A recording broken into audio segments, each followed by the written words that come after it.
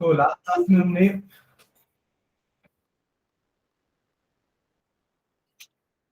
में हमने कैलोरीमेट्रिक पढ़ा था, है ना। इसके पहले बॉर्न हेबर साइकिल देख लिए थे, है ना। बॉर्न हेबर साइकिल के हेल्प से हमने लैटिस एंथैल्पी कैलकुलेट की थी, याद आ रहा है। और उसके बाद फिर कैलोरीमेट्री स्टार्ट की थी। कैलोरीमेट्री का मतलब क्या, measurement of heat is calorimetry. अब हीट मेजरमेंट अगर आप कांस्टेंट वॉल्यूम में करते हो तो that is change in internal energy, और अगर आप हीट मेजरमेंट कांस्टेंट प्रेशर में करते हो तो इट इज चेंज इन क्या, एंथैल्पी। पता है ना, एच मतलब एंथैल्पी होता है। ठीक। तो ये हमने कैलकुलेट किया था, इसका मेजरमेंट हमने किया था यूजिंग अ बॉम्ब कैलोरीमीटर। ठीक है, जहां पे अपन ने एक वेसल लिया था कॉल्ड बॉम्ब, स्टील का था वो, जिसको अपन ने एक वाटर बाथ के अंदर रखा था, और उस स्टील वेसल के अंदर एक और क्रूसिबल था, वेसल था, जिसमें हम अपने सैंपल को बर्न कर रहे थे। बर्न करने के लिए हमने ऊपर से 2 हीटिंग कॉइल डाली थी ताकि वो जले, और ऑक्सीजन डाला था ताकि वो जलते रहे, because oxygen is needed for combustion. ठीक है। अब जो भी हीट ये जनरेट कर रहा है ये सब कांस्टेंट वॉल्यूम में हो रही है, क्योंकि बाहर से हमने पैक करके रखा है, सील्ड करके रखा है। एक्चुअली ये बोलना चाहिए सील्ड। सील्ड पैक है तो आपका एयर बाहर नहीं जाएगा। एयर टाइट कंटेनर्स आते हैं ना, इसमें एयर अंदर बाहर नहीं हो सकती, ताकि सामान अंदर का खराब ना हो। इन द सेम वे वो बॉम्ब कैलोरीमीटर भी अंदर से बाहर से सील्ड है, ताकि एयर का अंदर बाहर होना ना हो पाए। इससे तो कांस्टेंट वॉल्यूम बोल रहे हैं ना प्रोसेस को। तो जो भी आपका सब्सटेंस हीट हो रहा है, हीट बाहर पानी में जा रही है, लिक्विड अपन ने पानी लिया था बाहर, और एक थर्मोमीटर लगा के रखा था और एक स्टेरर लगा के रखा था। वो स्टेरर वो हीट को यूनिफॉर्मली डिस्ट्रीब्यूट कर रहा था, और थर्मोमीटर से हम वाटर का टेम्परेचर चेंज नोट कर रहे हैं, T2 minus T1 that is del T। और Q क्या था हमारा, Q is equals to C into N into del T। इससे हम QB निकाल रहे हैं। ठीक है। सेकेंड मेजरमेंट करना है अपन को QP at constant pressure, that is the calculation of del H। And डालिए थे, देखो measurement of del H, measurement of del H। Reema and Shree clearly दिख रहा है बोर्ड? Yes, sir. डर तो नहीं है? Yes, sir. No, sir. Measurement of del H यानी कि QP। ठीक है, चलो इस पे लिखेंगे measurement of heat change at constant pressure, measurement of heat change at constant pressure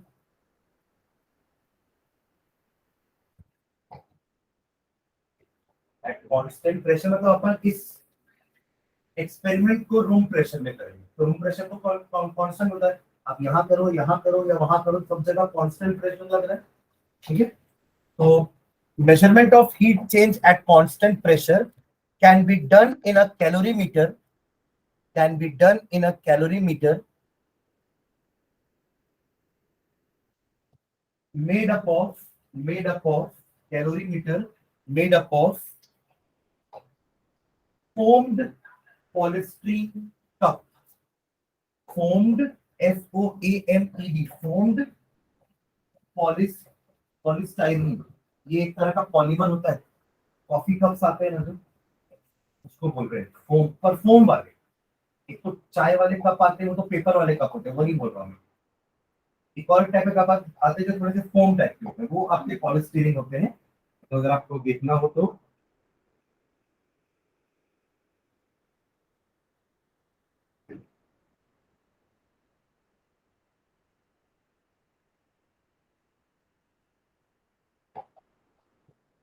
ऊपर लिड भी होती है बंद करने के लिए ऊपर से, इस टाइप की। समझिए, फोम है पॉलिस्टाइरिन, ये पॉलिस्टाइरिन मटेरियल होता है जिसका अपन कप बनाते हैं। ठीक है, तो ये यूज करेंगे एज अ कैलोरी। ये वो स्टील वाला बॉम्ब नहीं लेंगे, वो स्टील बॉम्ब सील्ड इसलिए लिए थे क्योंकि वॉल्यूम चेंज नहीं करना था। समझ में आ रही बात? तो made up of foamed polystyrene cup with a lid with a lid with a lid having two holes, with a lid having two holes, with a lid having two holes. दो whole है, एक thermometer के लिए और एक स्टेरर के लिए. Two holes, one for thermometer, other for, अच्छा इसमें स्टेरर की जरूरत नहीं है, वन होल ही रहने देना. ठीक है. एक और होता है पॉलिथीन बैग, उसमें अपन को दो लगेगा. ठीक है. तो one hole for thermometer, one hole for thermometer. ठीक है. नेक्स्ट टाइम में लिखना. we know that QP is equals to del H. QP is equals to del H. So stop. In an exothermic reaction, heat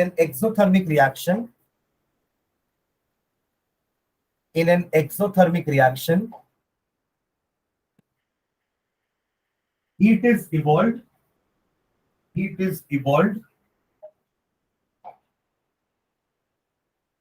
That is, QP will be negative.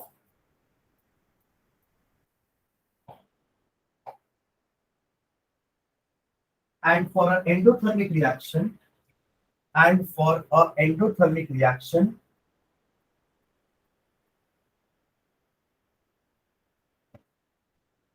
heat is absorbed. That is, QP is positive.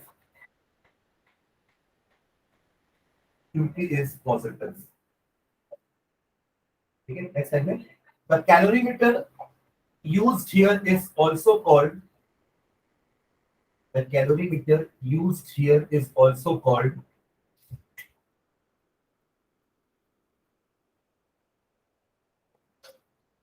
coffee cup calorimeter.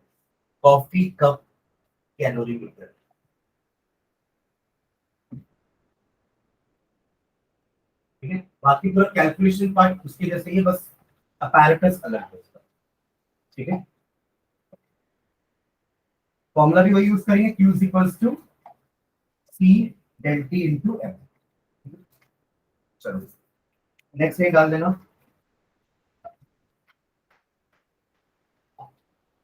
ये आपका first law खत्म हो गया ना. Second law start करेंगे, but उसके पहले कुछ टर्म्स, जैसे अपन फर्स्ट लॉ चालू करने से पहले कुछ टर्म्स पढ़े थे ना. वर्क क्या होता है, एंथैल्पी क्या होता है, इंटरनल एनर्जी क्या होती है. इन द सेम, उसके बाद फिर हमने स्टेट किया था फर्स्ट लॉ. तो वैसे ही सेकेंड लॉ स्टेट करने से पहले, उसका स्टेटमेंट पढ़ने से पहले कुछ टर्म्स पढ़ेंगे, जैसे कि स्पॉन्टेनिटी का मतलब क्या होता है, what you mean by spontaneity. मैंने लास्ट क्लास में वो बताया था ड्रॉबैक. फर्स्ट लॉ का ड्रॉबैक क्या था कि ये प्रोसेस में होने वाले हीट चेंज को बता रहा है, कि एनर्जी किस फॉर्म से किस फॉर्म में चेंज हो रही है, ये बता रहा है. बट ये नहीं बता रहा कि कौन सा प्रोसेस हो पाएगा या नहीं हो पाएगा. फिजिबिलिटी नहीं बता रहे. ठीक है. तो सेकेंड लॉ स्टार्ट करने से पहले फर्स्ट लॉ का ड्रॉबैक लिखते हैं. लिखना drawback of first law of thermodynamics. आप इसको लिमिटेशन भी बोल सकते हो. ड्रॉबैक का एक और मतलब होता है limitation.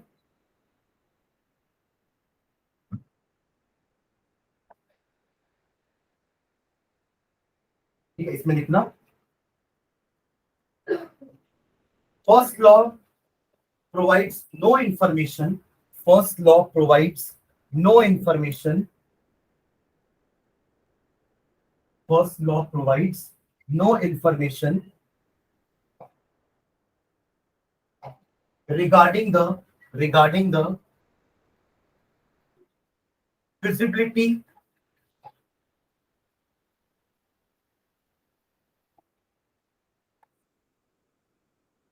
or spontaneity of the process. Feasibility, FEASIDILITY. Feasibility or spontaneity, SPONTANEITY. Spontaneity of the process. That is, whether the process is possible or not. Possible or not.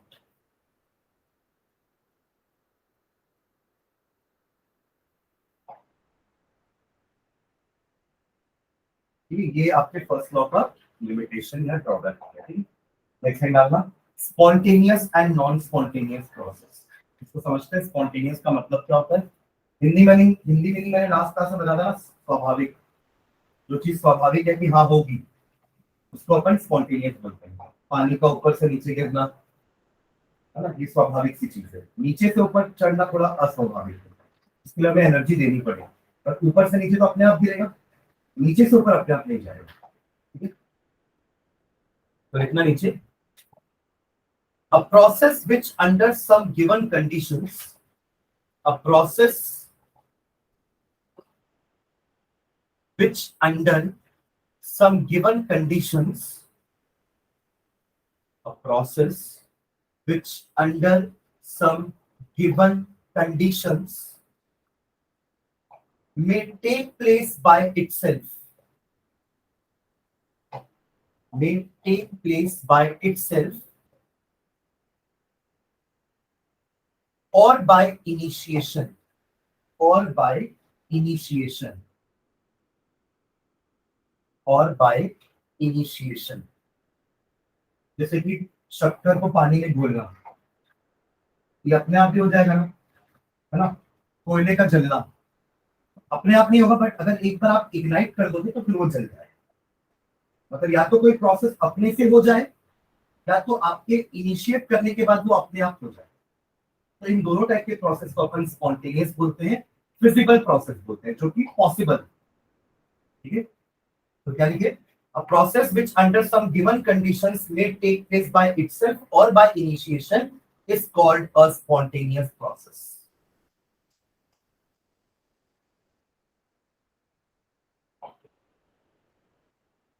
ठीक है, इसके कुछ एग्जांपल्स लिखना जो अपन डे टू डे लाइफ में देखते हैं। First लिखना एग्जांपल, हाइफन डाल के लिखना, dissolution of salt in water. Dissolution, DISSOLUTION, dissolution, DISSOLUTION, dissolution of salt in water. और देखो, evaporation of water in an open vessel.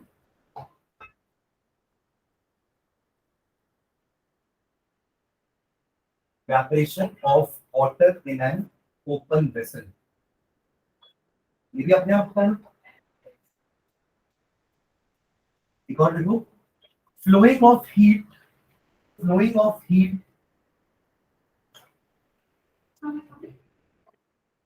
Heat का फ्लो कैसे होता है, hot to cold, cold body या कोल्ड टू हॉट।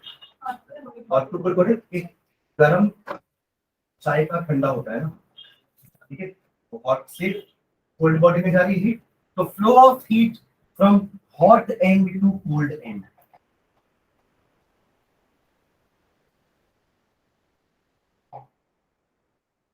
और देखना, flow of water down a hill, flow of water down a hill।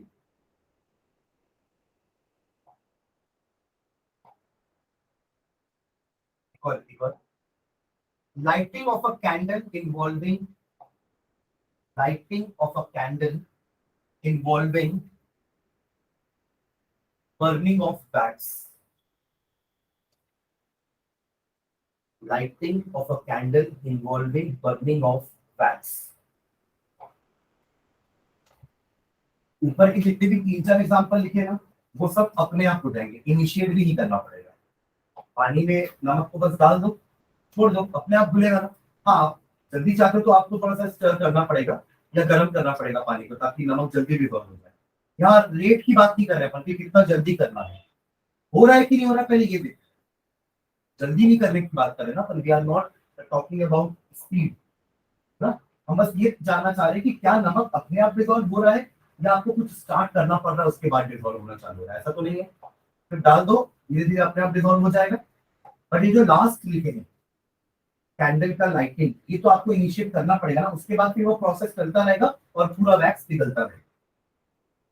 समझ रहे हैं? अपन दोनों को ही स्पॉन्टेनियस बोल रहे हैं ना, जो अपने आप हो रहे हैं विदाउट एनी इनिशिएशन, या इनिशिएट होने के बाद अपने आप हो रहे हैं, ये दोनों ही स्पॉन्टेनियस के अंदर है। सारे प्रोसेस समझ में आ गए, ये सब डे टू डे लाइफ में होते हैं ना हमारे साथ, ठीक है। नेक्स्ट पैराग्राफ में नॉन स्पॉन्टेनियस का डेफिनेशन लिखते हैं, उसके कुछ एग्जांपल लिखते हैं। देखो, a process which can neither take place by itself, a process which can neither take place by itself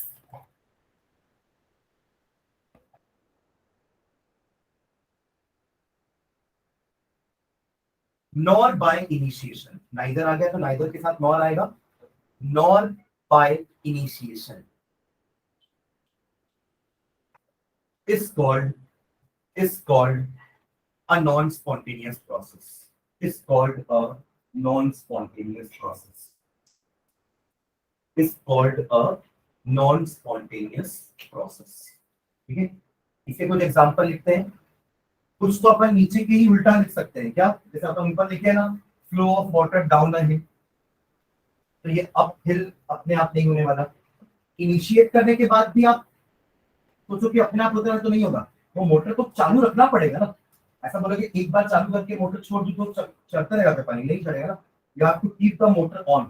but यहाँ पे इनिशिएशन होता है एक बार मोमबत्ती को छोड़ दी, अब वो अपने आप होगा, फिर आपको बैठ के उसको जलाते नहीं रहना पड़ेगा, जैसे बैठ के पकड़े ही अपने आप होगा वो। बट यहाँ पे मोटर को you have to keep it on, तो इनिशिएट करके छोड़ने वाली बात नहीं होगी ना यहाँ पे। अल्टीमेटली ये सब नॉन स्पॉन्टेनियस प्रोसेस के अंदर है।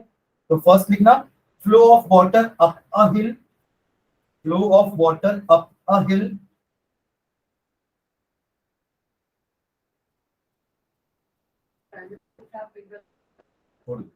अरे वो पूछ रहे हैं, बाद में बता देंगे। उनको फीस पे कब की देखो आपका मोबाइल दे तो कहाँ नहीं बता दो।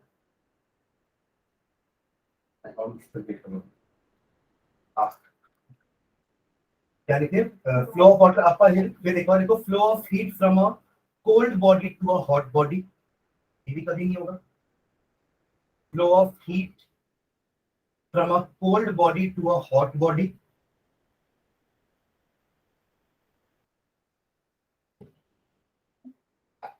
फिर dissolution of sand in water, sugar salt पर डिसॉल्व हो जाती है बट सैंड कभी नहीं होगा, कितना भी इनिशिएट कर लो, कितना भी पानी गर्म ले लो, सैंड विल नॉट डिसॉल्व। तो dissolution of sand in water non spontaneous process है। एक और देखो, एक last example, diffusion of gas from low pressure to high pressure, diffusion of gas from low pressure to high pressure.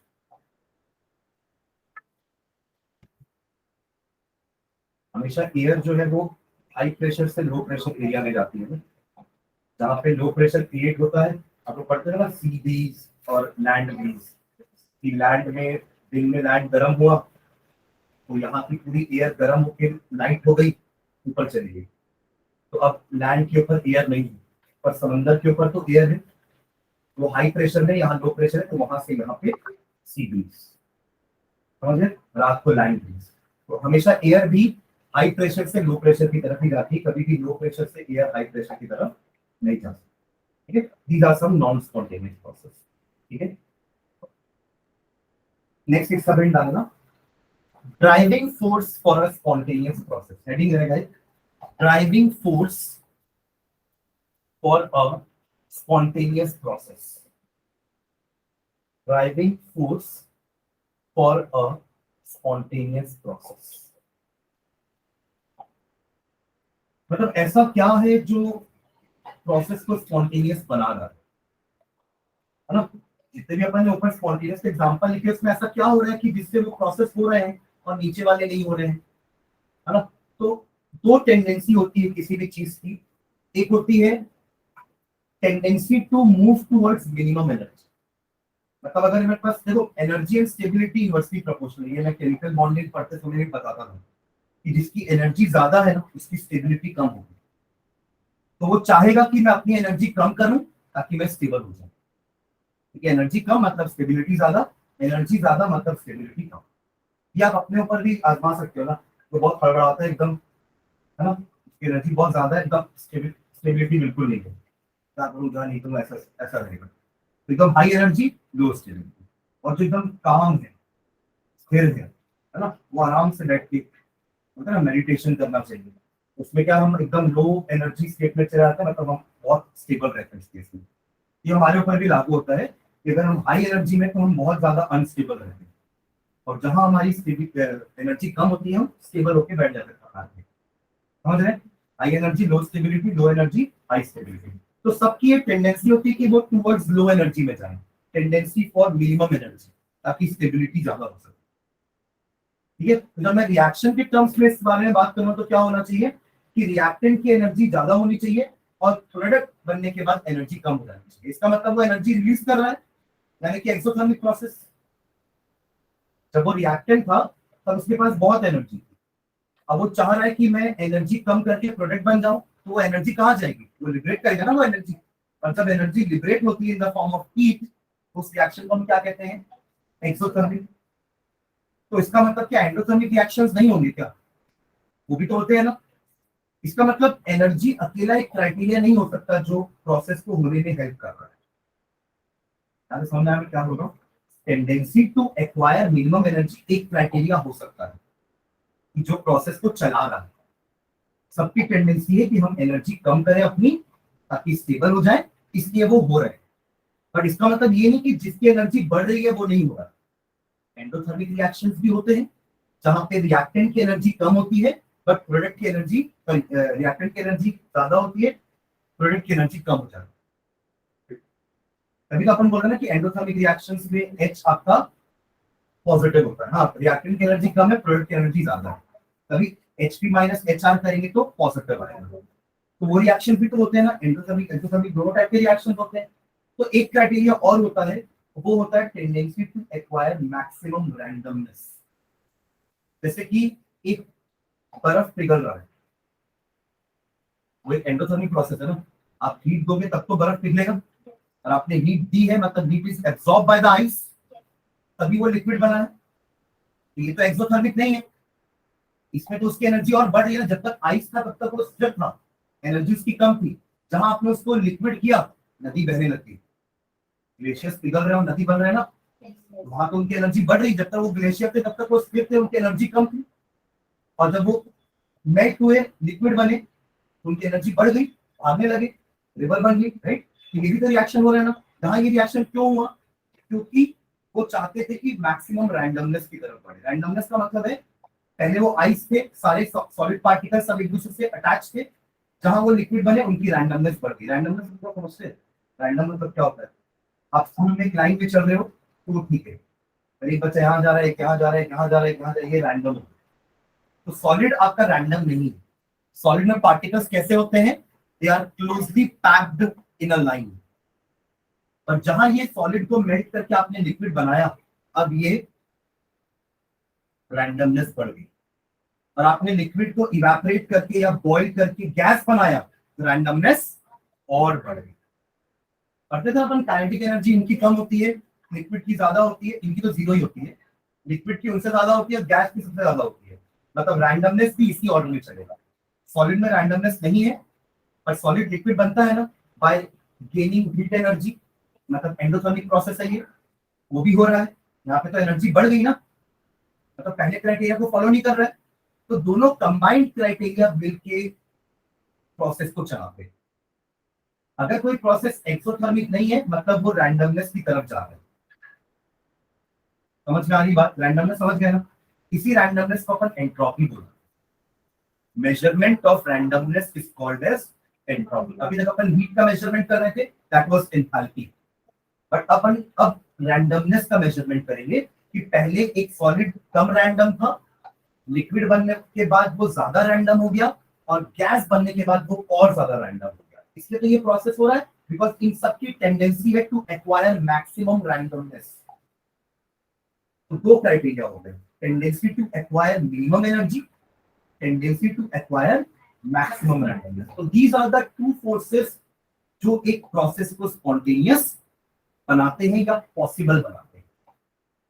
Am I clear? क्योंकि अकेले सिर्फ energy का criteria लोगे तो इस तरीके से तो एंडोथर्मिक रिएक्शंस होने ही नहीं चाहिए। बट एंडोथर्मिक रिएक्शन भी हो रहे हैं, और ये सब मेल्टिंग, बॉइलिंग सब एंडोथर्मिक रिएक्शंस हैं। आप मेल्ट करने के लिए भी हीट दोगे, बॉइल करने के लिए भी हीट दोगे, और आप अगर हीट दे रहे हो मतलब हीट इज एब्सॉर्ब्ड, यानी कि एंडोथर्मिक।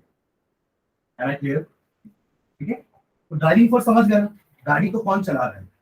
पेट्रोल। क्या अकेला पेट्रोल चला लेगा क्या? आदमी भी तो बैठेगा, चलाएगा तब तो चलेगी गाड़ी। तो दोनों क्राइटेरिया फुलफिल होना चाहिए, गाड़ी में पेट्रोल भी होना चाहिए और आदमी बैठा रहना चाहिए, वो तो गाड़ी चलाना आना चाहिए, तभी गाड़ी आगे बढ़ेगी। इन द सेम वे दो क्राइटेरिया रिएक्शंस के लिए भी है, स्पॉन्टेनिटी के लिए, या तो टू एक्वायर, गाड़ी वाले एग्जांपल में दोनों होना जरूरी है ना, बट यहाँ पे दोनों में से एक पे भी रिएक्शन हो जाए, अगर उस रिएक्शन की टेंडेंसी मिनिमम एनर्जी की तरफ है तो भी वो रिएक्शन हो जाएगा, या फिर मैक्सिमम रैंडमनेस के लिए तो भी वो रिएक्शन हो जाएगा। ठीक है, चलो इसमें लिखना, हेडिंग क्या है, driving force for a spontaneous process. इसमें लिखो, the force which is responsible for the spontaneity of a process, the force which is responsible for the spontaneity of a process, the force which is responsible for the spontaneity of a process is called the driving force, is called the driving force। Reema Shri समझ में आ रहा है? Yes, sir. is called the Yes, sir. Yes, sir. driving force। ठीक है,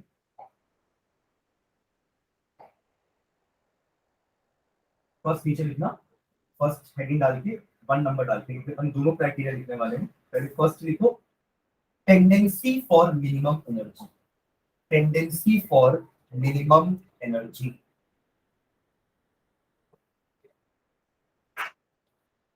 hyphen डाल के लिखो इसमें, it is a common observation that, it is a common observation that, it is a common observation that in order to attain maximum stability, in order to attain maximum stability, every system tends to have, in order to attain maximum stability, every system tends to have minimum energy, very good, minimum energy, energy stability inversely proportional। ठीक है, in order to have maximum stability a system tends to have minimum energy। जैसे पानी ऊपर से नीचे गिरता है ना, जब तक पानी ऊपर था ना उसकी पोटेंशियल एनर्जी बहुत ज्यादा थी, पोटेंशियल एनर्जी समझते हैं ना, हाइट के कारण। पानी ऊपर था, अप अ हिल, उसको नीचे आना पड़ेगा, डाउन अ हिल। जब तक वो ऊपर था हाइट ज्यादा थी, पोटेंशियल एनर्जी ज्यादा थी, जैसे ही वो नीचे आया हाइट जीरो हो गई, पोटेंशियल एनर्जी मिनिमम हो गई, इसलिए वो प्रोसेस हुआ। एक स्टोन ऊपर से नीचे गिर रहा है, ऊपर उसकी पोटेंशियल एनर्जी बहुत ज्यादा है, नीचे क्यों गिरा? क्योंकि उसकी भी टेंडेंसी थी मिनिमम एनर्जी एक्वायर करनी। ठीक है, to have minimum energy. For example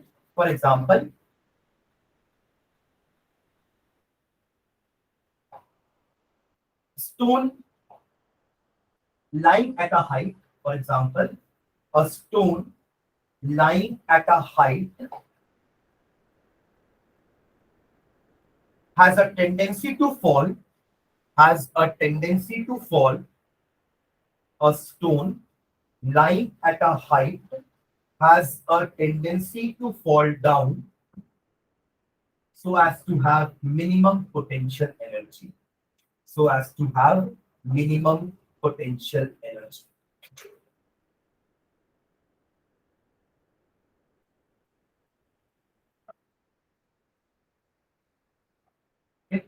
नीचे लिखो, एक केमिकल रिएक्शन में लिखते हैं, H2 plus half O2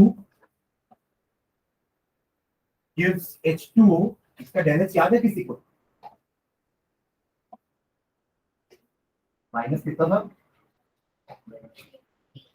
285.8 kilo joule पर मोल। ये अपन कई बार लिखे हैं ना, कार्बन का भी लिखे हैं, कार्बन डाइऑक्साइड का भी, और इसका भी लिखे हैं, वाटर का।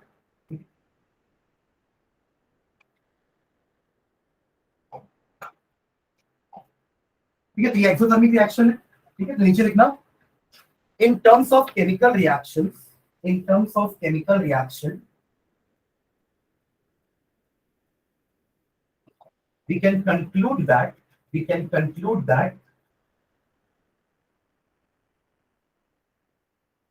a negative value of enthalpy, a negative value of enthalpy, a negative value of enthalpy change might be responsible, negative value of energy change might be responsible for a process to be spontaneous.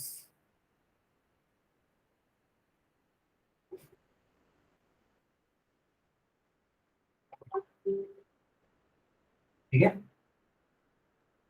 But we know that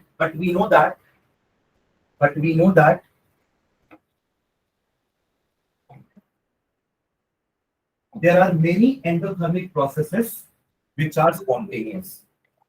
But we know that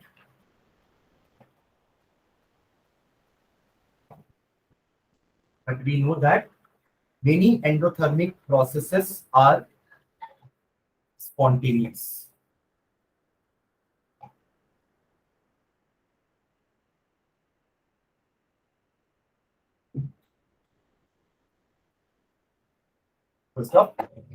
Thus enthalpy factor, thus enthalpy or energy factor, thus enthalpy or energy factor cannot be the sole criteria,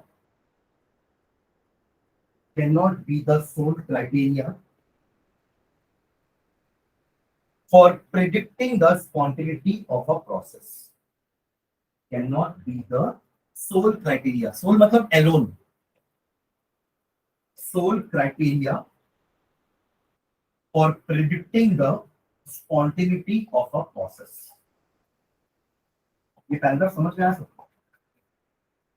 हमने पहले क्या लिखा, एक chemical reaction का भी example ले लिया जिसमें नेगेटिव एंथैल्पी थी, मतलब tendency to acquire minimum energy. इनकी एनर्जी ज्यादा थी, इनको बोलते थे HR, हीट ऑफ रिएक्टेंट, इसको बोल देते हैं HP, हीट ऑफ प्रोडक्ट. इनकी एनर्जी ज्यादा थी, इनकी एनर्जी कम, तो HP माइनस HR करेंगे तो नेगेटिव. तो नेगेटिव यानी कि एक्सोथर्मिक प्रोसेस. तो सारे एक्सोथर्मिक प्रोसेस स्पॉन्टेनियस होंगे. इस पर ऐसा लिख दिए कि in terms of chemical reaction अपन ऐसा बोल सकते हैं कि नेगेटिव एंथैल्पी अगर जिसकी होगी हम बोलेंगे कि ये प्रोसेस स्पॉन्टेनियस. फिर हमने लिखा है कि पर ऐसे प्रोसेस भी हैं जो एंडोथर्मिक है और स्पॉन्टेनियस होते हैं. इसलिए अपन LH को एक अकेला क्राइटेरिया नहीं बना सकते किसी भी केमिकल रिएक्शन को स्पॉन्टेनियस या नॉन स्पॉन्टेनियस बोलने. अगर ये अकेला क्राइटेरिया होता तो सारे एंडोथर्मिक रिएक्शन नॉन स्पॉन्टेनियस मतलब होते ही, पर ऐसा होता नहीं. तो इसलिए ये अकेला क्राइटेरिया नहीं है. तो दूसरा क्राइटेरिया क्या है? रैंडमनेस. ठीक है, तो सेकंड हेड डालना, टेंडेंसी फॉर मैक्सिमम रैंडमनेस. पहला था tendency for minimum energy, second है tendency for maximum randomness.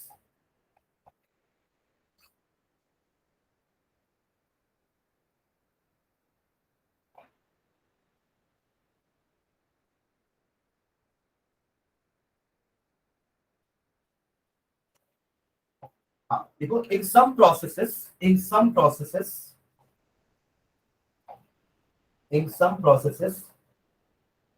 del H is equals to positive, del H is equals to positive और जीरो. कई बार जीरो भी होता है. There is no energy change. जैसे अगर आप दो गैस को मिक्स कर दो, बस एक गैस 1 एक गैस 2, आप दोनों को मिक्स कर दो. मिक्स कर रहे हैं, रिएक्शन नहीं कर रही है वो गैसेस, सिर्फ मिक्स हो रही है.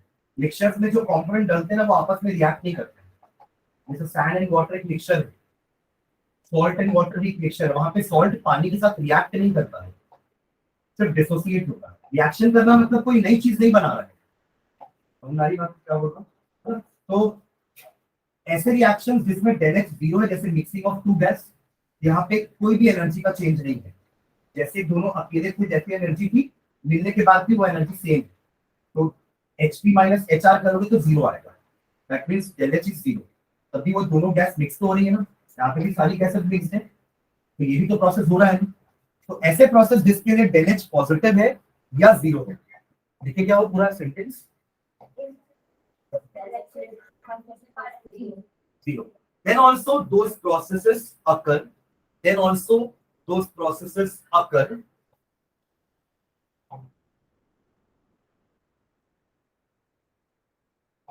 because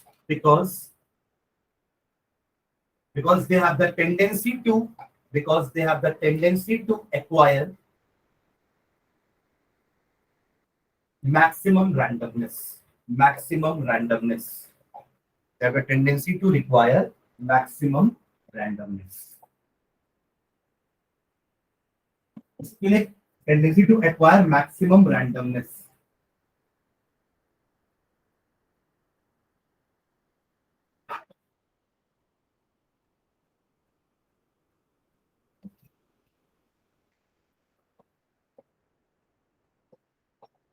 तो ये एक एक्सपेरिमेंटल सेटअप बता रहा हूं मैं, जैसे गैस का मिक्सिंग का। लेफ्ट वाले जार में गैस 1 है, राइट वाले में गैस 2 है।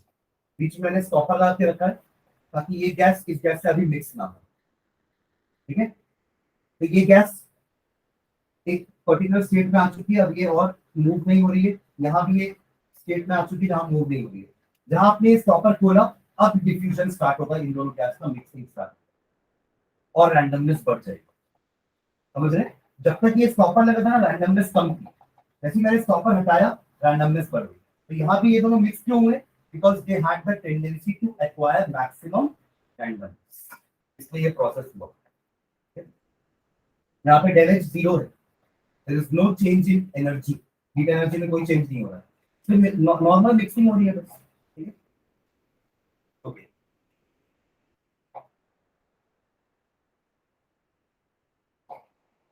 ओके, नेक्स्ट नहीं डालना। Overall tendency, overall tendency, overall tendency,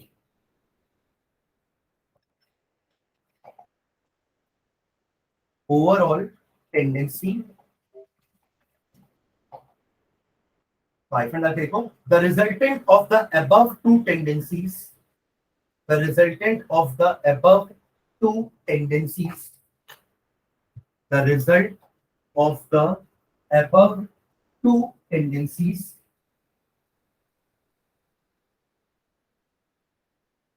gives the overall tendency for a process to occur, gives a overall tendency for a process to occur.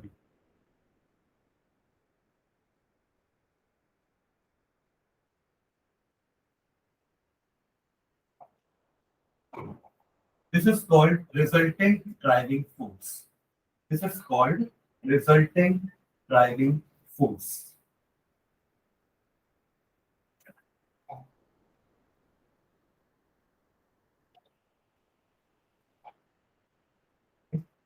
मतलब ऐसा हो सकता है कि एक प्रोसेस में टेंडेंसी है मिनिमम एनर्जी जाने की और टेंडेंसी है मैक्सिमम रैंडमनेस की भी। मतलब ये तो दोनों ही फेवर कर रहा है रिएक्शन को होने के लिए, ये दोनों ड्राइविंग फोर्स है ना। Tendency to acquire minimum energy भी है उसके पास और tendency to acquire maximum randomness भी, वो तो प्रोसेस डेफिनेटली होगा।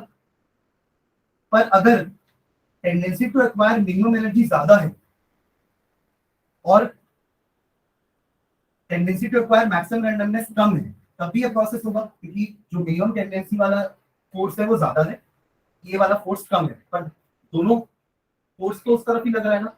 मतलब अभी मैक्सिमम रैंडमनेस की तरफ जा रहा है प्रोसेस, बट उतना तेजी से नहीं जितना पहले, ठीक है। अब एक को फॉरवर्ड डायरेक्शन में करते हैं और एक को बैकवर्ड, मतलब उस रिएक्शन की टेंडेंसी है मिनिमम एनर्जी की तरफ बट मिनिमम रैंडमनेस की तरफ भी, बट उसकी मिनिमम एनर्जी जाने की रिक्वायरमेंट जो है या फिर टेंडेंसी वो ज्यादा है और मिनिमम रैंडमनेस की तरफ उसकी टेंडेंसी कम है, तो ये भी प्रोसेस होगा। पर जब दोनों ऑपोजिट है ना, मतलब tendency to acquire maximum energy and minimum randomness, तो ये प्रोसेस नहीं है।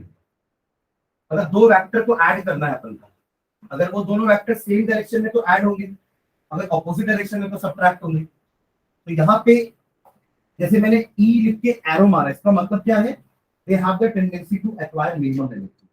और अगर यही ई मैंने एरो ऐसा लगवाया, मतलब उनकी टेंडेंसी मिनिमम एनर्जी की तरफ नहीं है, तो ये तो अपोज करेगा प्रोसेस को, समझ रहे। और रैंडमनेस के लिए मैं आर वर्ड यूज करूंगा, ऐसा एरो बना रहा हूं, मतलब tendency to acquire maximum randomness. और अगर एरो ऑपोजिट डायरेक्शन में, मतलब tendency to acquire maximum randomness नहीं है, ऑपोजिट डायरेक्शन में, तो ये सब फेवर करेंगे रिएक्शन को और ये अपोज करेंगे रिएक्शन, समझ रहे। तो दोनों अगर ऐसे हैं तो रिएक्शन डेफिनेटली होगा, पर अगर एक ऐसा है दूसरा ऐसा है तो भी रिएक्शन होगा, क्योंकि इसकी वैल्यू ज्यादा है, इसकी वैल्यू कम है। रिएक्शन कब नहीं होगा, जब इसकी वैल्यू कम होगी और ये वैल्यू ज्यादा होगी, आर की और ये। तो अगर एरो राइट साइड बना रहा हूं, इसका मतलब वो रिएक्शन को फेवर कर रहे हैं, एनर्जी मिनिमम की तरफ जा रही है और रैंडमनेस मैक्सिमम की तरफ जा रही है। और एरो अगर लेफ्ट की तरफ बना हुआ है, इसका मतलब एनर्जी मैक्सिमम की तरफ जा रही है और रैंडमनेस मिनिमम की तरफ जा रही है, समझ रहे हैं। तो अपन एक नेट ड्राइविंग फोर्स निकाल सकते हैं, नेट ड्राइविंग फोर्स हम निकाल सकते हैं, ठीक है। तो एक टाइप 1 लिखना, type 1 when the net driving force is in forward direction, when the net driving force is in the forward direction, when the net driving force is in the forward direction। तो इसमें तीन possibility है,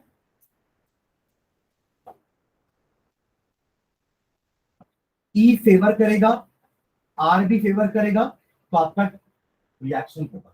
D मतलब driving force, ई मतलब energy वाला criteria, are मतलब randomness वाला criteria. दोनों का एरो राइट साइड जा रहा है, मतलब ये फॉरवर्ड रिएक्शन के लिए अपन ऐसा एरो बनाते हैं, इसलिए मैं ऐसा एरो यूज कर रहा हूं कि वो रिएक्शन को फेवर करे, ठीक है। दूसरा, एनर्जी जो है वो फेवर कर रही है, रैंडमनेस अपोज कर रहा है, बट ऑपोजिशन कम है, तो ये भी होगा। तो ड्राइविंग फोर्स फॉरवर्ड डायरेक्शन में जाएगा, स्पॉन्टेनियस, ठीक है। इसके बाद एक और क्या हो सकता है कि एनर्जी अपोज कर रही होगी पर वो ऑपोजिशन कम होना चाहिए, और रैंडमनेस फेवर कर रही है और वो फेवरिज्म ज्यादा होना चाहिए, तभी तो रिएक्शन चलेगा ना। हमारा टाइप 1 है क्या, कि रिएक्शन होना ही फॉरवर्ड डायरेक्शन, इसलिए ये तीनों कंडीशंस फेवर कर रही है। आपको समझ रहे हैं क्या बोल रहा हूँ, हम ड्राइविंग फोर्सेस की बात कर रहे हैं, एनर्जी वाला ड्राइविंग फोर्स और रैंडमनेस वाला ड्राइविंग फोर्स दोनों ही इस रिएक्शन को फेवर कर रहे हैं, तो डेफिनेटली वो रिएक्शन होगा। बट यहाँ पे एनर्जी अपोज कर रही है, सॉरी एनर्जी फेवर कर रही है, रैंडमनेस अपोज कर रहा है। एरो इस तरह बनाया मतलब रैंडमनेस अपोज कर रहा है, इस तरह बनाया मतलब फेवर कर रहा है, पर क्योंकि फेवरिज्म ज्यादा है इसलिए ये प्रोसेस होगा, ऑपोजिशन कम है। और इस केस में भी फेवरिज्म ज्यादा है, ऑपोजिशन कम है, तो ये प्रोसेस समझ गए। ये टाइप 1 है, ये तीनों बस ऐसे बना लो। ये है कि यहाँ पे ड्राइविंग फोर्स निकालने के लिए मुझे ई प्लस आर करना पड़ेगा, यहाँ पे ड्राइविंग फोर्स निकालने के लिए ई माइनस आर करना पड़ेगा, और यहाँ पे आर माइनस ई करना। क्लियर है, सब में फोर्स पॉजिटिव ही आएगा ना, इसलिए ये प्रोसेस आगे की तरफ बढ़ेगा, मतलब स्पॉन्टेनियस, ठीक है।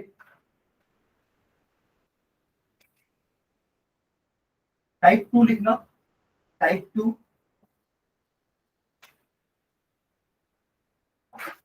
when the net driving force is in the backward direction, backward direction,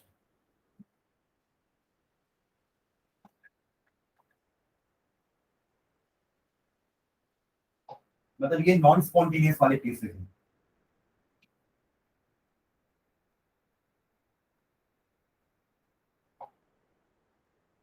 ठीक है। जैसे वही वाटर अप अभी क्यों नहीं जा रहा है, क्योंकि जब वो नीचे था तब उसकी एनर्जी कम है ना, आप उसको ऊपर भेज रहे हो मतलब एक एनर्जी बढ़ाने वाली बात होगी, तो ये तो एनर्जी अपोज कर दिया, समझ रहे, पहली चीज। अब रैंडमनेस में कोई चेंज ही नहीं आ रहा, सॉलिड था ना दोनों केस में, तो मतलब रैंडमनेस भी मैक्सिमम की तरफ नहीं जा रही, तो ये दोनों ही फोर्सेस अपोज कर रहे हैं। तो टाइप 1 में क्या हो सकता है, इस जगह पे एनर्जी भी अपोज और रैंडमनेस भी अपोज, ठीक है, तो ड्राइविंग फोर्स आपका क्या हो जाएगा इन बैकवर्ड डायरेक्शन। ठीक है, बना लो इसको, अभी भी ऐड करेंगे बट अब जो ड्राइविंग फोर्स है वो नेगेटिव आएगा। ठीक है, और आपका ऑपोजिशन मतलब प्रोसेस नॉन स्पॉन्टेनियस। ठीक है, D is equals to E plus R। इसका क्या होगा ऑपोजिट में, जैसे E फेवर कर रहा है R अपोज कर रहा है ना, पर E का जो फेवरिज्म है अगर वो कम होता और R का ऑपोजिशन ज्यादा होता तब ये प्रोसेस नहीं होता। तो D is equals to R minus E करने पे भी आपका प्रोसेस नहीं होगा, नेट यही होगा, और वो अपोज कर रहा है। और इसका क्या होगा, ऑपोजिशन ज्यादा और फेवरिज्म कम।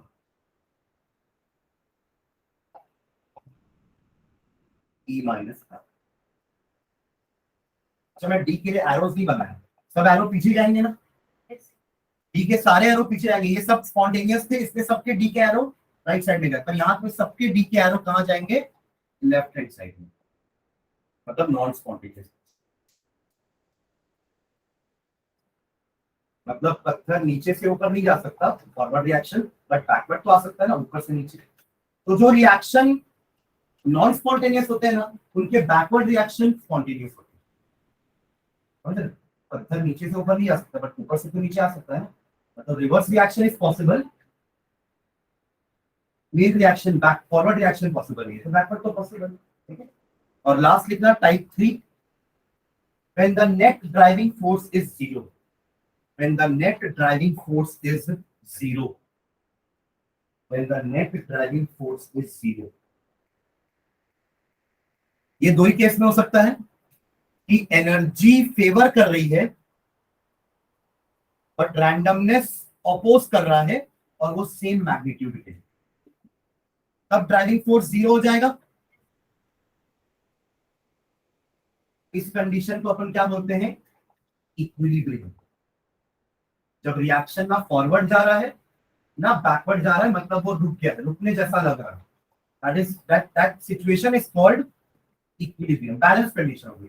तराजू ना इधर जा रहा है ना तराजू नीचे जा रहा है, इधर सर बैलेंस कंडीशन, उसी को हम इक्विलिब्रियम बोलते हैं। क्या बोलते हैं। और दूसरा केस क्या हो सकता है, एनर्जी अपोज करे, रैंडमनेस फेवर करे, फेवरिज्म अपोजिशन सेम। इस केस में भी ड्राइविंग फोर्स, समझ गए। तो पहले के जो 3 केस टाइप 1 था वो स्पॉन्टेनियस प्रोसेसेस के लिए है, टाइप 2 नॉन स्पॉन्टेनियस के लिए था, और टाइप 3 इक्विलिब्रियम। ठीक है, चलो नेक्स्ट में डालना एंट्रोपी।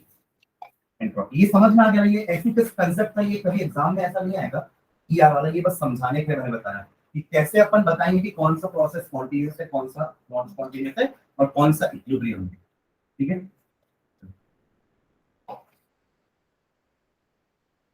तो क्या है एंट्रोपी। ठीक है, इसको अपन डिनोट करते हैं कैपिटल एस से, ब्रैकेट में लिख लो कैपिटल एस। पता है कि सिंबल है इंटरनल एनर्जी के लिए यू था, change in internal energy del U, enthalpy के लिए एच था, change in enthalpy del H, वैसे एंट्रोपी के लिए S, change in entropy del S. ठीक है, तो देखो इसका डेफिनेशन लिखना, entropy is a measure of randomness, entropy is a measure of randomness or disorder of the system. Entropy is a measure of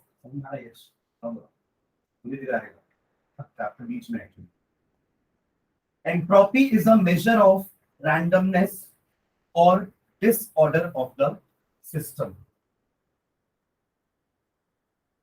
ऊपर ब्रैकेट में एस लिख लियो ना, मैं नहीं लिख पा रहा हूँ, it is denoted by S. ठीक है, समझ जाएंगे ऊपर एस लिख लिया। ठीक है, of the system. Next time, the greater the randomness,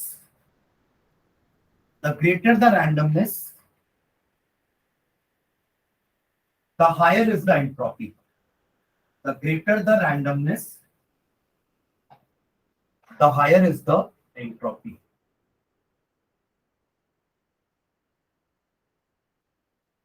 ठीक है, जैसे सॉलिड, लिक्विड और गैस में कंपेयर करना होगा तो रैंडमनेस का कैसा होगा order,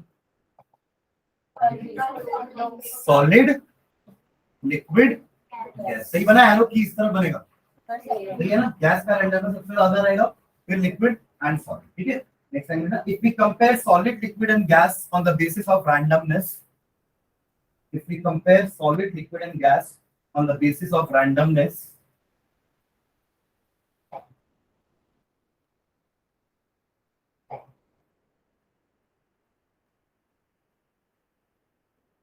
comma, their order can be written as, their order can be written as, their order can be written as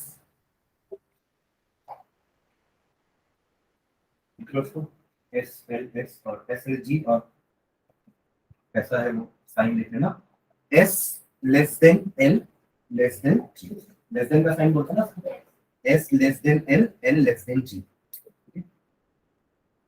entropy change भी होगा। मान लो आपने अगर सॉलिड से लिक्विड बनाना चाह रहे हो, मेल्ट कर रहे हो, हीट देना पड़ेगा, राइट। तो ये तो प्रोसेस एंडोथर्मिक है, तो ये तो आपका वो मिनिमम एनर्जी वाला क्राइटेरिया फॉलो नहीं करेगा, तो ये मैक्सिमम रैंडमनेस वाला क्राइटेरिया फॉलो करेगा। ठीक है, तो इस सिस्टम की मतलब जब वो रिएक्टेंट था तो मान लेते हैं उसकी एंट्रोपी होगी S1, रैंडमनेस होगी S1। जब लिक्विड बना तो एंट्रोपी चेंज होगी ना, रैंडमनेस बढ़ने वाली है तो S2 होगा, तो चेंज इन एंट्रोपी क्या बोलेंगे, del S, that is S2 minus S1। हमेशा हमने डेल एस जो भी चेंज निकाला है हमेशा हमने फाइनल माइनस इनिशियल किया है। आपको डेल यू याद होगा, U2 माइनस U1 किए थे, डेल एच याद होगा, H2 माइनस H1 किए थे, तो डेल एस भी S2 माइनस S1। और रिएक्शन के टर्म्स में करेंगे तो entropy of product minus entropy of reactant. ठीक है, क्योंकि रिएक्शन में तो रिएक्टेंट प्रोडक्ट बोलते हैं ना अपन, प्रोसेस में नहीं बोलते रिएक्टेंट प्रोडक्ट, बट रिएक्शन में तो हम रिएक्टेंट बोलेंगे, लेफ्ट वाले को और राइट वाले को प्रोडक्ट बोलेंगे। तो यहाँ पे Sp माइनस Sr लिख सकते हैं, जहाँ पे आप Hpa माइनस Hr लिखते थे एंथैल्पी में, यहाँ Sp माइनस Sr हो जाएगा। ठीक है, तो नीचे लिखना, like internal energy and enthalpy, like internal energy and enthalpy, comma, entropy is a state function, entropy is a state function। ये अपन पढ़े ना स्टेट फंक्शन, मैंने वो लिफ्ट का एग्जांपल भी दिया था आप लोग को एनर्जी बताने के लिए कि एनर्जी स्टेट फंक्शन क्यों है। लिफ्ट में, लिफ्ट से बिल्डिंग में जाओ या सीढ़ी से बिल्डिंग में जाओ, आप अगर सेम फ्लोर में जा रहे हो तो आपकी एनर्जी सेम रहेगी, मतलब पोटेंशियल एनर्जी, आप हाइट तो वही जा रहे हो ना, बस आप एक बार लिफ्ट से गए उस हाइट तक और एक बार उसी हाइट में आप सीढ़ियों से गए, तो आप हाइट तो वहीं तक पहुंचे हो, तो आपकी पोटेंशियल एनर्जी तो हर बार सेम रहेगी, whether you are going by lift or by stairs। तो energy is a state function. उसको नहीं पता कि आप कैसा पाथ फॉलो करके आए हो, लिफ्ट से आए हो कि सीढ़ियों से आए हो, एनर्जी तो उतनी रहेगी वहां जाने के बाद, पोटेंशियल एनर्जी। तो इसलिए energy is a state function, it is depending only upon initial and final state. वहां से वहां तक आप पहुंचे कैसे, उसको उससे लेना देना नहीं, तो उसको पाथ फंक्शन बोलते हैं, जो पाथ पे डिपेंड करता है। तो अपन वहां डिफाइन करते हैं कि work is a path function. Lift से गए तो काम नहीं करना पड़ा, खड़े हो गए, बस बटन दबा दी, सही काम था, बट चलने के लिए तो आपको पूरी मेहनत करनी पड़ी ना, you have to do some work. तो work done is a path function, but energy is a state function. In the same way entropy भी स्टेट फंक्शन है। रैंडमनेस कैसे प्रोड्यूस हुआ इससे फर्क नहीं पड़ता, पहले रैंडमनेस S1 था, अब रैंडमनेस S2 है, change in enthalpy S2 minus, उसको फर्क नहीं पड़ता कि आपने रैंडमनेस कैसे बढ़ाई हो, हीट से बढ़ाई है या स्टिर करके बढ़ाई है, कैसे ही बढ़ाई होगी, रैंडमनेस बढ़ी है मतलब चेंज इन एंट्रोपी होगा, and change in entropy is a state function. ठीक है, समझ गया state function, which only depends upon initial and final state of the system। आप इनिशियल से फाइनल पहुंचे कैसे हो इससे फर्क नहीं पड़ता, समझ रहे, क्या लिखे,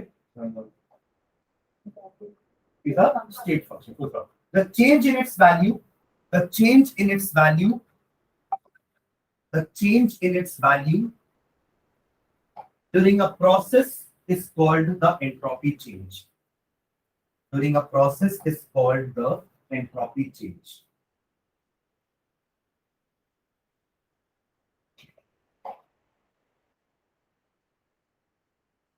Called the entropy change, bracket में del S, and is given by del S is equals to S2 minus S1 or summation of S product minus summation of S reactant. Summation समझ गए ना? जितने भी रिएक्टेंट होंगे सबका entropy add कर देंगे, जितने भी प्रोडक्ट होंगे सबका एंट्रोपी ऐड कर देंगे और एक दूसरे से minus. That is what is meant by summation. ये समेशन ना ई नहीं है, समेशन साइड समझते हैं ना? ये वाला समेशन होता है।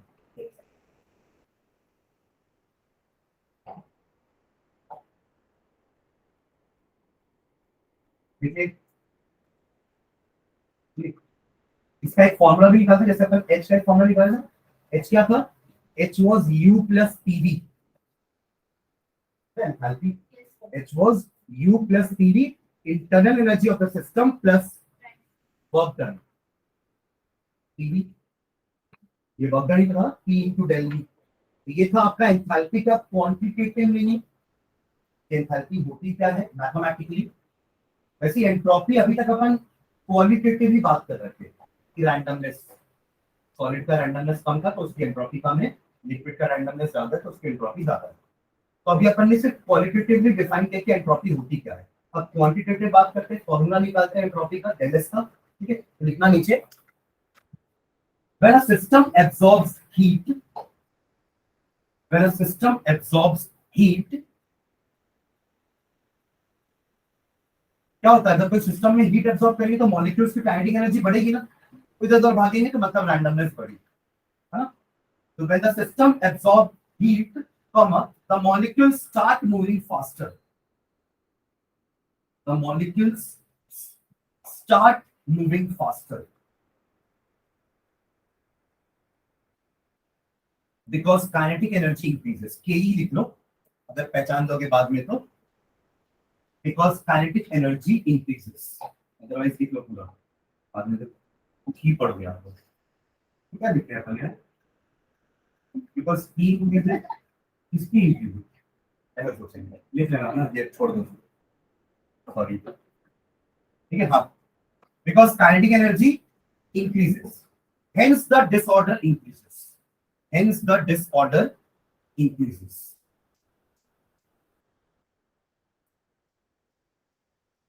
तो इस लाइन से अपन क्या कंक्लूड कर सकते हैं? जितना ज्यादा हीट होगा उतना ज्यादा रैंडमनेस होगा। मतलब डेल एस के फॉर्मूले में क्यू तो आएगा, हीट, वो भी डायरेक्टली प्रोपोर्शनल में आएगा, ऊपर आएगा न्यूमरेटर में, क्योंकि जितनी ज्यादा हीट उतनी ज्यादा रैंडमनेस, जितनी कम हीट उतनी कम रैंडमनेस। ठीक है, तो फुल स्टॉप डाल के, more the heat absorbed greater is the disorder, more the heat absorbed greater is the disorder. Clear है ये वाला पॉइंट? फॉर्मूला डिराइव कर रहे हैं तो पहला अपन को समझ में आया कि डेल एस का वैल्यू क्यू पे तो डिपेंड करेगा, हीट पे तो डिपेंड कर ही रहा है। ठीक है, सेकंड पॉइंट लिखेंगे, for the same amount of heat absorbed, for the same amount of heat absorbed, for the same amount of heat absorbed at low temperature,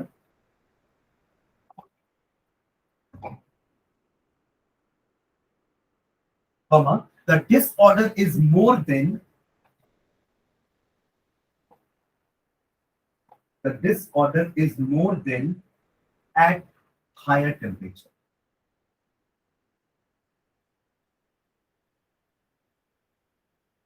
मतलब दो बॉडी है, दोनों में हम सेम हीट दे रहे हैं, बट एक बॉडी लो टेम्परेचर पे है, दूसरी बॉडी हाई टेम्परेचर।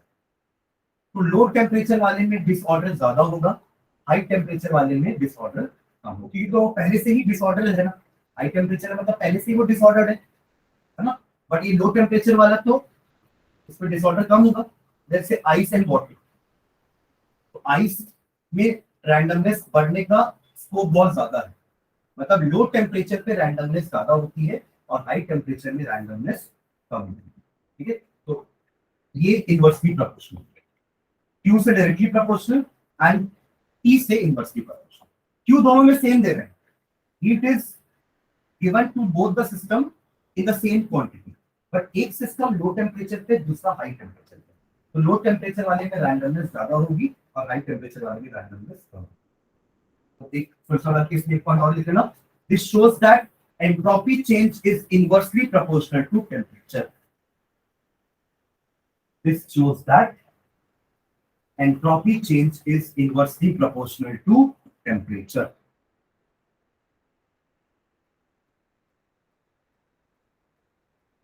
तो अब इन दोनों पॉइंट्स को, इन दोनों फैक्टर्स को अपन मिला के एंट्रोपी चेंज का एक फॉर्मूला लिख सकते हैं। नेक्स्ट टाइम में लिखना, thus del S is related to Q and T, thus del S यानी कि change in entropy is related to Q and T, Q small लिख रहे हो ना, और T कैपिटल। टेम्परेचर के कैपिटल T, Q के लिए मतलब हीट के लिए स्मॉल Q, क्योंकि कैपिटल Q वाला चार्ज होता है और स्मॉल T टाइम होता है, समझ रहे हैं ना।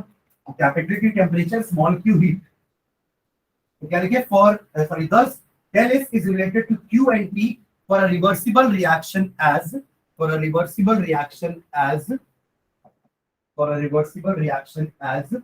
del S is equals to Q reversible upon T.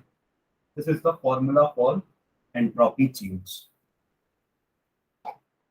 Q से डायरेक्टली प्रोपोर्शनल, टेम्परेचर से इनवर्सली प्रोपोर्शनल। इसमें Q ऊपर आया, T नीचे आया, समझ गए। यूनिट क्या होगी इसकी, एंट्रोपी चेंज की। एंथैल्पी तो हीट एनर्जी का, इसलिए जूल्स किलो जूल पर मोल ऐसा चल रहा था। इसमें क्या होगी, हाँ क्यू क्या है, हीट। तो हीट का तो एनर्जी जूल या कैलोरी होगा, यूनिट। तो जूल्स तो ऊपर आ गया और नीचे क्या है, टेम्परेचर केल्विन। तो जूल्स पर केल्विन या कैलोरी पर केल्विन बोल सकते हैं, अगर हीट को कैलोरी में रिप्रेजेंट कर रहे हैं अपन। नीचे लिखना, unit of entropy change is joule पर केल्विन पर मोल। तो वहां पे जूल पर मोल बस बोलते थे या किलो जूल पर मोल बोलते थे entropy change, sorry enthalpy change के लिए, ठीक है। और इंटरनल एनर्जी का यूनिट भी सेम था, एनर्जी जहां भी रहेगा यूनिट जूल्स ही रहेगा। तो यहाँ पे तो एनर्जी अपॉन टेम्परेचर भी है ना, इसलिए केल्विन भी आया, और कैलोरी पर केल्विन पर मोल, कैलोरी पर केल्विन पर, ठीक है।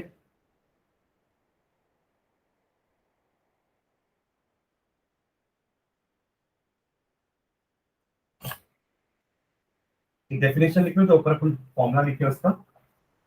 Entropy change during a process is defined as, entropy change during a process is defined as, entropy change during a process is defined as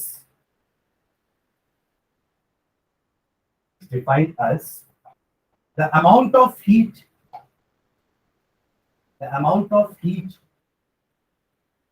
absorbed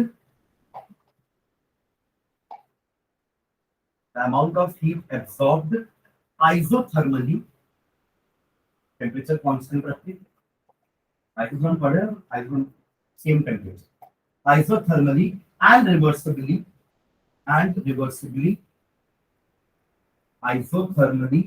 reversibly, divided by the absolute temperature,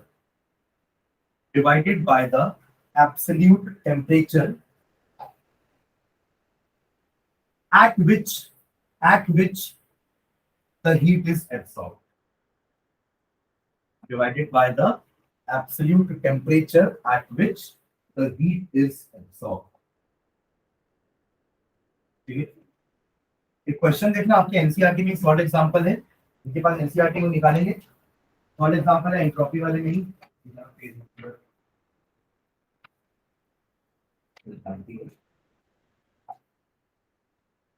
problem 6.9,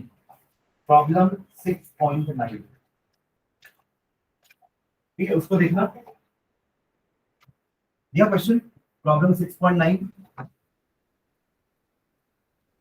लिख पा रहे हैं sir. Predict in which of the following entropy increases और decreases. Question clear है?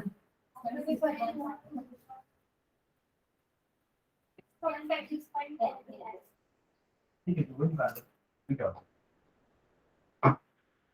6.9 देखो, अगर 6.9 है तो 6.10 होगा, वर्जन अलग अलग होगा, ठीक है। हाँ, तो predict in which of the following entropy increases और डिक्रीजेस। आपको चार प्रोसेस दिए नीचे, आपको बताना इसमें एंट्रोपी इंक्रीज हो रही है कि डिक्रीज हो रही है प्रोसेस होने के बाद। पहला क्या है, a liquid crystallises into a solid. अगर लिक्विड सॉलिड बन गया मतलब एंट्रोपी रैंडमनेस तो कम हो गई ना, क्योंकि लिक्विड जब तक था तब तक रैंडमनेस ज्यादा थी ना। वाटर याद है ना, ये लिक्विड का रैंडमनेस ज्यादा होता है और वो लिक्विड क्रिस्टलाइज होकर सॉलिड बन गया मतलब रैंडमनेस कम हो गई, मतलब प्रोडक्ट का रैंडमनेस कम हो गया, रिएक्टेंट का रैंडमनेस ज्यादा। जब आप Sp माइनस SR करोगे तो it will come out to be negative, decreases. क्या होगा, डिक्रीजेस। फर्स्ट वाला डिक्रीज होगा, समझ में आ रहा है, सॉल्व है ना वो तो क्वेश्चन। हाँ ठीक है, देखो लिखा भी है, decreases because a solid has ordered arrangement of constituent particles. Clear है। सेकंड देखो, सेकंड क्या है, temperature of a crystalline solid is raised from 0 to 115 kelvin,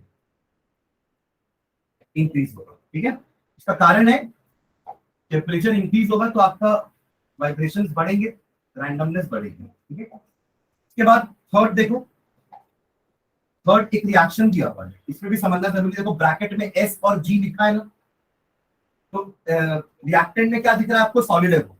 reactant क्या है, सॉलिड। NaHCO3 सॉलिड था, आपने उसको डिकम्पोज कराया, वो क्या बन गया, Na2CO3, वो भी सॉलिड है। तो सॉलिड सॉलिड में तो कोई रैंडमनेस ज्यादा फर्क नहीं आया, पर जो बाकी के दो प्रोडक्ट बन रहे हैं वो गैस, मतलब रैंडमनेस बढ़ी, इंक्रीजेस। ठीक है, एंड लास्ट H2 गैस था, वो डिसोसिएट होने के बाद मतलब एटमाइजेशन, तो प्रोसेस को क्या बोलते हैं अपन, एटमाइजेशन। एटमाइजेशन हुआ है ना, पहले H2 मॉलिक्यूल था, अब वो दो एटम बन गया, इस प्रोसेस को क्या बोलते हैं अपन, एटमाइजेशन।